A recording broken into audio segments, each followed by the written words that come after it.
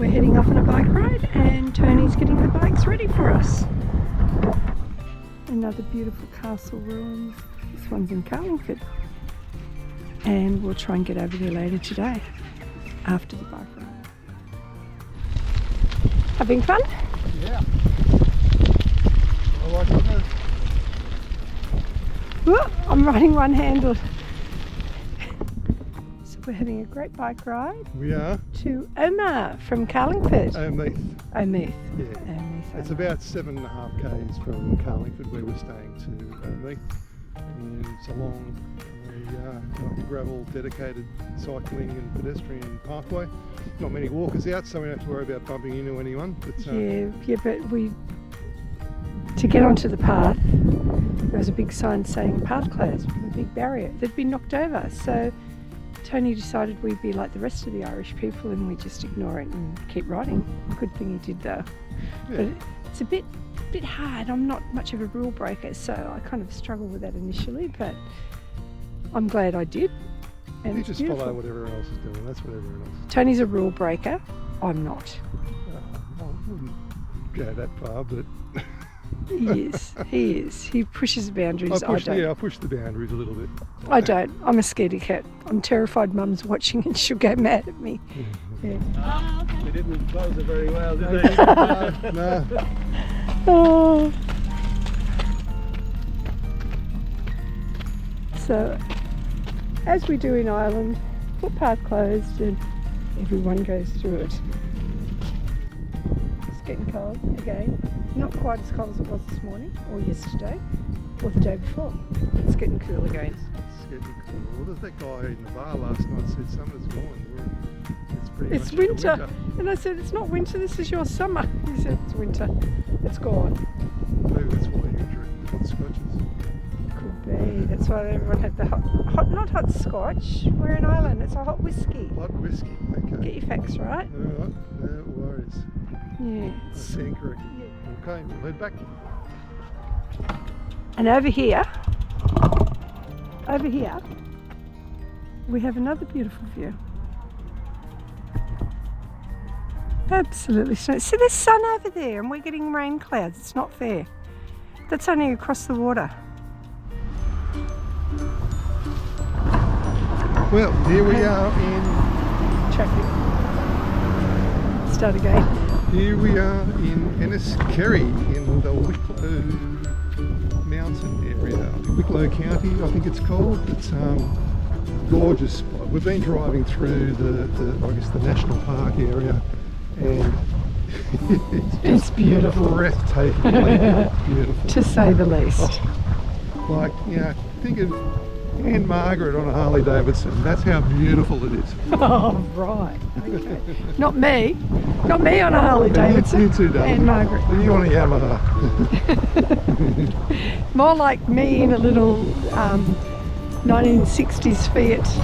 What is it? The one I like, the Fiat 500. Yeah, it'll look. It's coming up to lunchtime, so we'll grab something to eat later. No, we won't. We're fasting today. Sorry. Oh, Bad we are news. too. Oh, okay. All right, I forgot about that. It's going to be a long day. Fast day. All right then. So we'll go and have a look at this pretty little town we found. Okay, sounds good. Hey everyone, here we are in Enniscorthy for day 2 of our Enniscorthy adventure. What a beautiful sunny day. Well, So tonight there's meant to be a geometrical storm and we could potentially see the northern lights, but Ireland's not going to come to the party, I don't think, because the sky's got to be clear and it's pretty overcast and grey. no, but well, failing that, we can look at the Guinness in the Antique Tavern down the road. It is Saturday. I'm happy to do that. Okay. Not We'll the see Guinness so much, We'll but see what happens. I might have a hot whiskey. I'm quite partial to a hot whiskey now. Yeah, it'll warm the cockles of your heart. That'll warm the cockles. Have I got a heart? I thought I didn't have a heart. Every Oh, second he just day. gave, he Every just second gave day. himself away there. What's today? Saturday. Okay. 7 days today we leave Ireland. Yeah, this time next week we'll be lining up to get on a boat. Loved our time here, but looking forward to seeing something different. We'll get back onto the continent and let's see where we go. Yep. Let's go and see what there is to see in this beautiful sunny overcast day. Yeah. Innistiog, beautiful little village where they filmed Circle of Friends. Lovely little village, really lovely. Very pretty. By the river down there, swans in the river as there are everywhere. Swans in Ireland. everywhere in Ireland. Beautiful bridge which you see in all the pictures.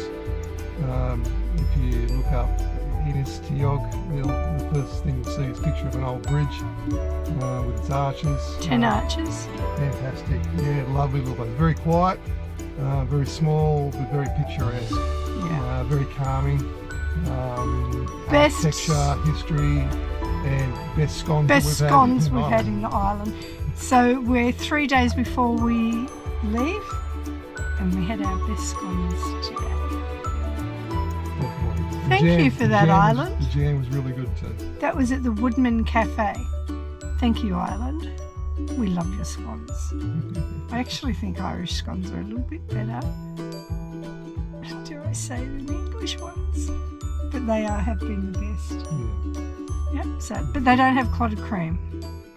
You have to buy that at Marks and Spencer's. So I like my clotted cream.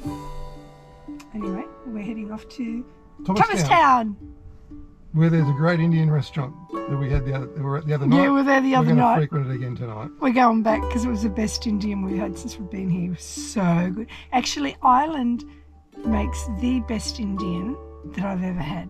I have been to India though, but they're certainly better than anything I've had in Australia. And Indian food in Australia is pretty damn good, but that's how good it is over here. Go Okay. Ireland. Let's go. Nice little park up in Thomastown. We have, Tony's locking up. We have a beautiful view over here. I'll just show you. We even have a table and chairs. So if the clouds cleared and we had some geometrical storm happening, I could sit out there on that table with a hot whiskey. But, oh look, clouds. I don't think it's going to clear. Anyway, we've got this beautiful view, ruined castle in the background, and my favourite with a church, and over here we have my absolute favourite, a beautiful little cemetery with Tony. Behave yourself or you might end up there. I need to mow the lawn. Look at that. They do need to mow the lawn. That does need a good mowing, but it's still very pretty. Love my cemeteries. Let's go into Thomastown. Oh my God, look what I just saw. Look, What? look. Oh. Blue sky. There's some sky and it's blue. It's over there. We want it over here. I don't care where it is, it's blue sky. Blow away, clouds.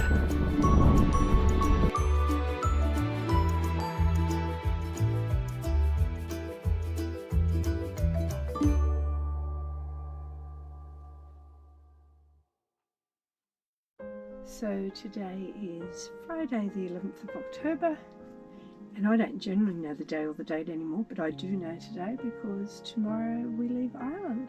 So today's our last full day. Last full day, and we've had an amazing time.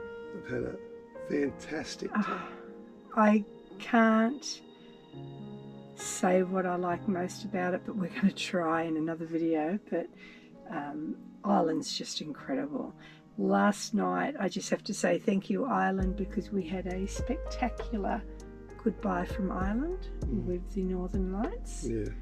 And that was pretty special. It was very special, and we all know that everyone loves to see the Northern Lights. Everyone wants to see the Northern Lights. Even people who get to see them all the time. Part of the experience of us being in the Northern Hemisphere was to be in a position where we could, and that was just mind-blowing. Yeah, we had a park up. It was a bit light there. We didn't think we were going to get to see it, and we're out the front trying to film it in slow-mo and get pictures, and it wasn't that great at the time, but you could see it really well through the lens, and this lady pulled up and she'd come to see, and her and I had a great time. We'd run off over to the Abbey together and we're taking great pictures. Typical Irish person, they're all just so beautiful. And that was just a really great last night for us to meet a final last Irish person on our final night who was just as beautiful as everyone else we've met over there. Dee. Her name was Dee. Absolutely beautiful. Dee. Hi, Dee. And we got some great shots with the Abbey and in the background, and we just that was it too, because we just, with it all being around the Abbey and being above the Abbey and getting those shots with the Abbey in the foreground and the Northern Lights around it, it just made for like a spectacular, I guess, sight. Is, for want of some other word. Yeah. It was just all added to the event. It was. Yeah. We were unsure for a while there of our trip. We thought that 3 months was too long, and we were even looking at a way of getting out. And that was at about it would have been about the 3 month point since we'd left home. And our son, who's been living over here for a long time, had said to us, at 3 months, you will get the whole, what am I doing here? You want to go home? I don't know what I'm doing here. And that happened to us in Ireland. Lasted for a few days, and then we're back on track and we'll ride again. He tells us it's going to happen again at 12 months and then at 3 years. And look, there is an adjustment to van life that, it's all well and good, and people say, you're living the dream and so forth. And in respect, you sort of are, because you're traveling and it becomes your life. But there's still a process behind all that you need to sort of get your head around and get used to that different way of life. And that's a reality. And a lot of the other videos that we all watch, there's not a lot of people sort of talk about that, because it's just all fun and games and how good is this. But certainly, when you're leading a nomadic lifestyle, I mean, we're 60 years old. It's not like we're in our 20s or our 30s. What a big mouth. So, but yeah, I guess what I'm trying to say is there's still that period of adjustment, and you do sometimes get homesick, and you do sometimes crave the life that you sort of had before. But let's face it, you're still driving down a road that you've never driven down before, seeing a town that you've never seen, and that's your life. That's right. And there's always something to pull you back into that and just make you realise just how good that is. Yeah, I think the hardest part, we shouldn't have talked about this, is family. Don't worry about them. It's not the kids that I miss, it's the grandkids. It's the grandkids, yeah. Don't care about the kids. It's the grandkids. But, the upside for us is we have got a granddaughter over here, so we haven't had a lot of time with her, and we probably still won't have a lot of time with her because we're on the road, but we will see her a bit more. We're a lot closer, though, than being on the other side of the world. So we will see her a little bit more, and well, certainly a lot more than we've ever seen her. So if we need a fill of grandkids, we can always go and see her. But we do miss the grandkids. Yeah, we do miss them. And then look, this is the thing with modern technology too. I mean, I remember when I started travelling back in the 80s, if you wanted to speak to someone on the phone, you had to book a line.